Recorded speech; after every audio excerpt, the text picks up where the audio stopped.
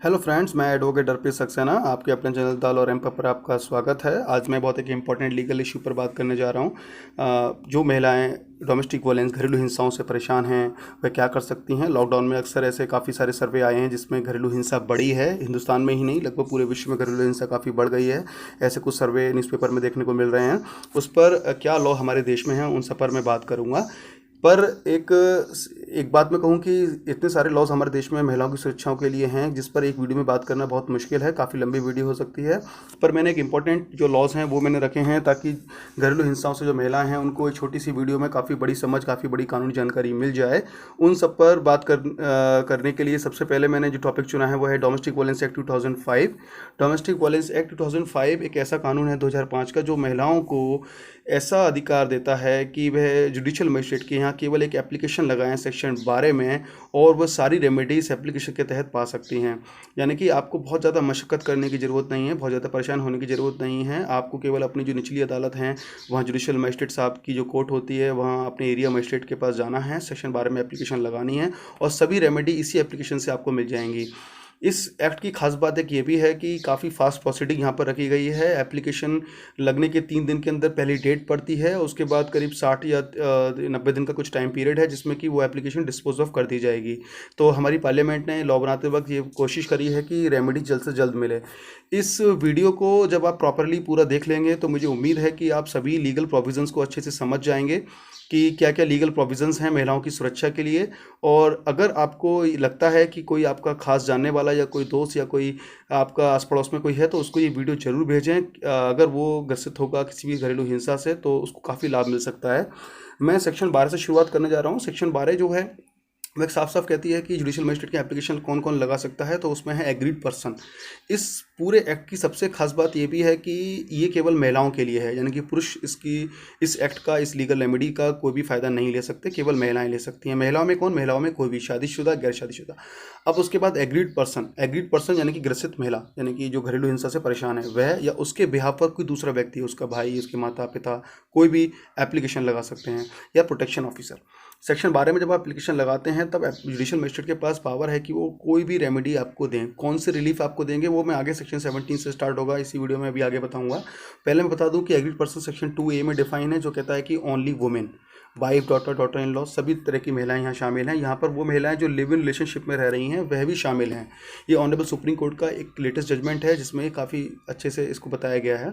Section 2Q में respondent यानी कि किसके खिलाफ इस एक्ट में कार्रवाई की जा सकती है या कौन व्यक्ति है जिसके खिलाफ इस एक्ट में लीगल रेमेडी पाई जा सकती है। तो यहाँ पर रेस्पोंडेंट में यहाँ पर एडल्ट मेल पर्सन है। इस एक्ट के तहत बताया गया है कि एडल्ट मेल, कोई भी व्यक्ति जो 18 साल से ऊपर का है उसके खिलाफ, जो उस महिला से शेयर्ड हाउस होल्ड में यानी कि एक जुड़े घर में रह रहा है और उसके महिला के खिलाफ अगर वह डोमेस्टिक वायलेंस करता है तब उस व्यक्ति के खिलाफ, उस व्यक्ति नहीं, उस मेल पर्सन के खिलाफ एप्लीकेशन लगाई जा सकती है। ऑनरेबल सुप्रीम कोर्ट का यहाँ एक इंपॉर्टेंट जजमेंट है जिसमें सुप्रीम कोर्ट ने कहा कि यहाँ पर एडल्ट की ज़रूरत नहीं है, माइनर व्यक्ति यानी कि 18 साल से कम उम्र के व्यक्ति के खिलाफ भी डोमेस्टिक वायलेंस की एप्लीकेशन लगाई जा सकती है, केस दर्ज किया जा सकता है।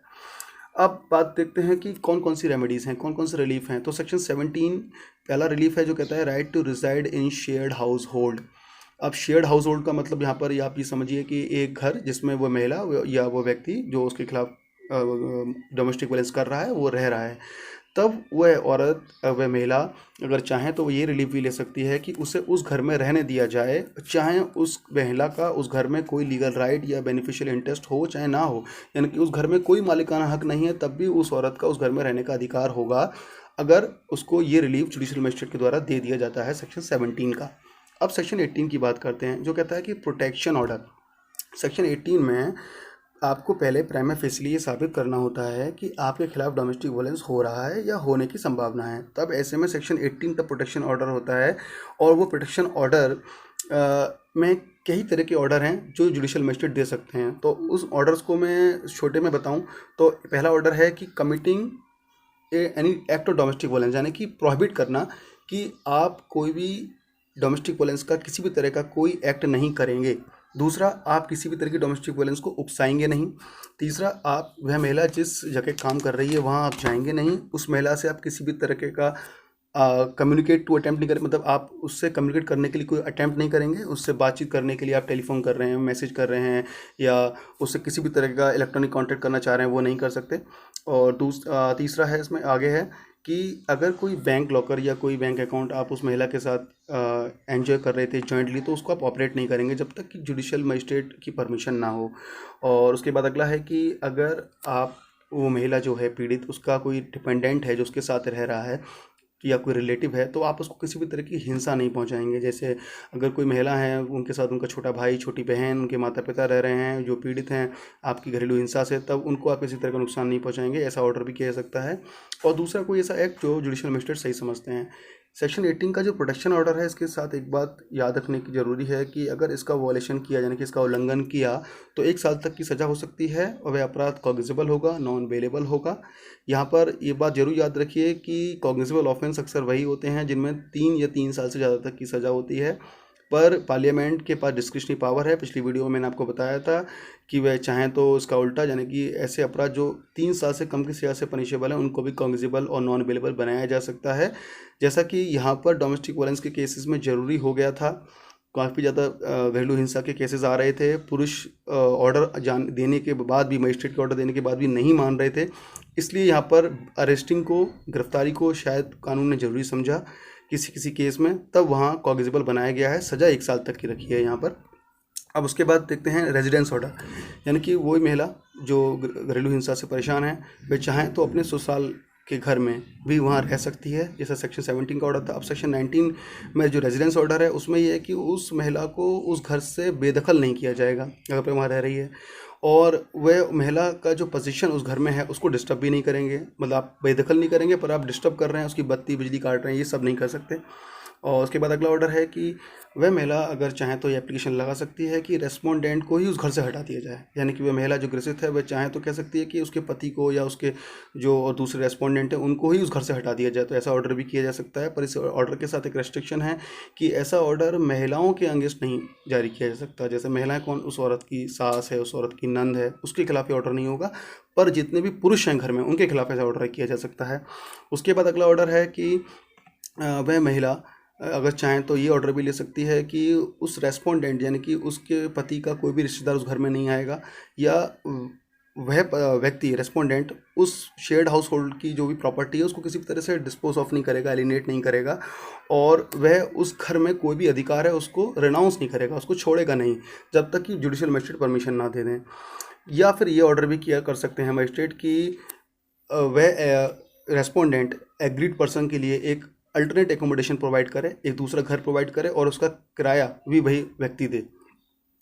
और उसके बाद एक मॉनेटरी रिलीफ। मॉनेटरी रिलीफ को आप ऐसे समझिए कि ये एक तरीके का कंपनसेशन या एक तरीके का पैसे से संबंधित रिलीफ है, क्योंकि महिलाएं अक्सर हिंदुस्तान में नहीं कमाती हैं आज भी, और वे अक्सर पति पर डिपेंड होती हैं, तो इसलिए पति पर जब वे डिपेंडेंट हैं और उनके बच्चे ऑब्वियसली बात है अपने पिता पर डिपेंडेंट है, तो दोनों के लिए वह महिला मॉनेटरी रिलीफ ले सकती है। यहाँ पर एक बात इंपॉर्टेंट यह है कि ऐसा नहीं है कि उस महिला को 400, 500, 2000, 3000 रुपये देकर वह व्यक्ति छुटकारा पा सकता है। वह महिला के लाइफ स्टाइल के अकॉर्डिंग ही उसको मॉनेटरी रिलीफ मिलेगा।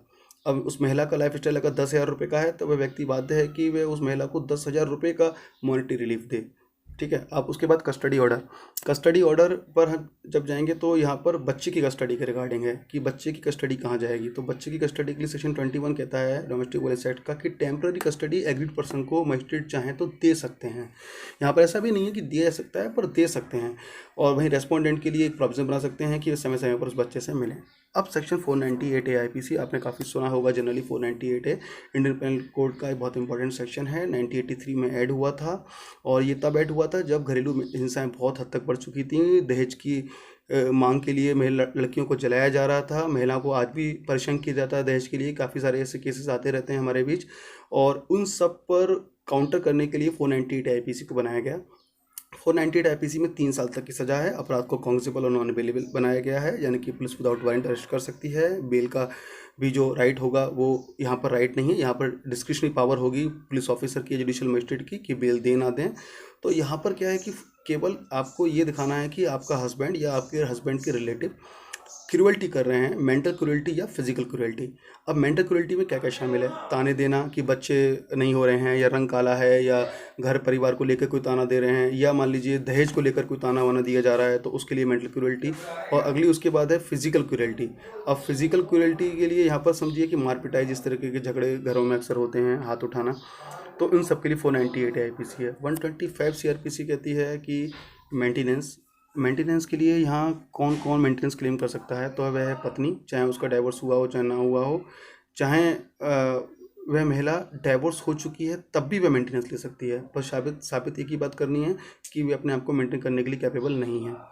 उसके बाद माइनर चाइल्ड, वह बच्चा जो 18 साल से कम उम्र का है, वह व्यक्ति जो मेजर चाइल्ड है यानी कि 18 साल से ऊपर का है, तब भी वह मेंटेनेंस ले सकता है अपने पिता से, पर उसको मेंटली और फिजिकली हैंडीकैप होना होगा।